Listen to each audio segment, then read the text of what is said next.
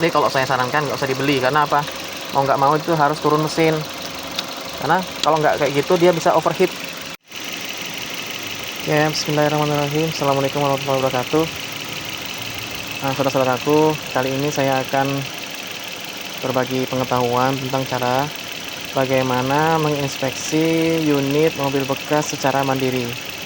Yang paling sederhana ya, ketika mobilnya itu baru dinyalakan, kita bisa melihat di sini, di radiator, air radiator. Kita perhatikan, kalau misalnya ini berbuih, nah itu berarti ada terjadi masalah di packing-packingnya. Takutnya sudah nggak apalagi, sudah bengkok di bagian apanya mah, packingnya. Nah itu kalau misalnya terjadi hal seperti itu ketika berbuih, ini mau nggak mau turun setengah mesin. Biasanya dia harus di-skir dulu. Di-skir. Ada kejadian teman-teman kayak itu. Terus yang kedua apa? Kita buka stick olinya. Nah, kita perhatikan. Ada nggak kira-kira di sini kayak ngebul gitu, kayak asap. Nah, itu hal yang sederhana ya, yang simple ya. Terus yang ketiga, kita cek di bagian-bagian yang paling sensitif, yaitu di bagian packing. Ada nggak bekas buka-buka oli? Nah, di situ bisa kita lihat. Kalau misalnya dia rembes-rembes biasa yang seperti ini, masih ini biasanya hal yang wajar karena pemakaian ya. Mungkin ngisi oli dia tumpah ke sini, itu nggak masalah. Nah, terus yang ketiga, kita cek juga di sini. Nah, di sini. Ini bukan karena ini ya, karena selak ya. Ini kemarin saya cek ketika saya beli unit. Saya ngecek unit, ini rupanya kena oli kotor, oli palsu. Akhirnya apa? Menghitam di dalam. Tapi dia ini nggak ngasap nggak. Nah, ini kan bisa kelihatan nih, dia nggak ngasap. Ya. Ini hal-hal yang sederhana. Yang ketiga apa? Kita lihat di bagian ini. Biasanya ini sederhana. Kenapa ini sering dilihat? Kadang-kadang penjual itu melihat ini dibuka apa enggak. Karena apa? Kalau misalnya mereka sudah turun mesin ataupun sudah melakukan kalibrasi di bagian injektor, ini harus dibuka supaya ini mudah untuk dilakukan kalibrasi. Nah, ini sudah sekian lama tapi nggak ada buihnya ya, nggak ada buihnya. Ini menandakan bahwa unitnya aman.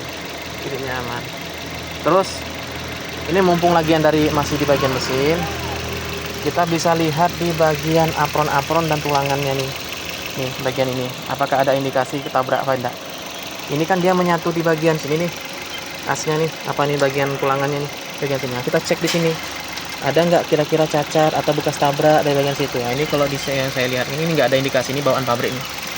Ini juga bawaan pabrik, ini karena apa? Ini kena debu-debu, ini bawaan pabrik, jadi nggak ada indikasi bekas tabrak. Jadi ini kita lihat, cek di bagian depan ya. Terus kita lihat kapnya ada nggak kira-kira bekas tabrak atau tidak, terusnya.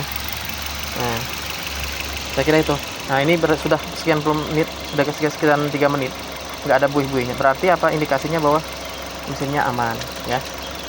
Dari situ aja, yang sederhana aja. Kalau misalnya dia berbuih, ketika kita hidupkan mesinnya, itu bisa diindikasikan bahwa mobilnya bermasalah ya.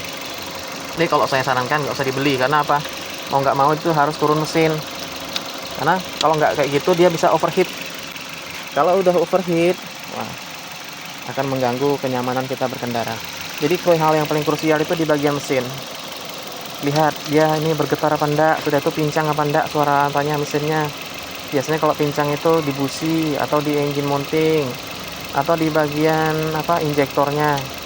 Nah, itu harus diperhatikan. Jadi kalau misalnya dia tenang, ini seperti ini ya, tenang dia, nggak ada pincang. Nah, ini bisa dipastikan bahwa pengapiannya sudah itu suplai bahan bakar ke injektornya relatif aman ya.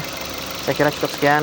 Mungkin nanti bagian-bagian lain bisa cek di bagian depan, melalui bagian depan mungkin kita bisa indikasikan beberapa hal-hal yang mudah untuk kita pahami sebagai pemula untuk ngecek mobil bekas ya. Jazakallah khair. Assalamualaikum warahmatullahi wabarakatuh.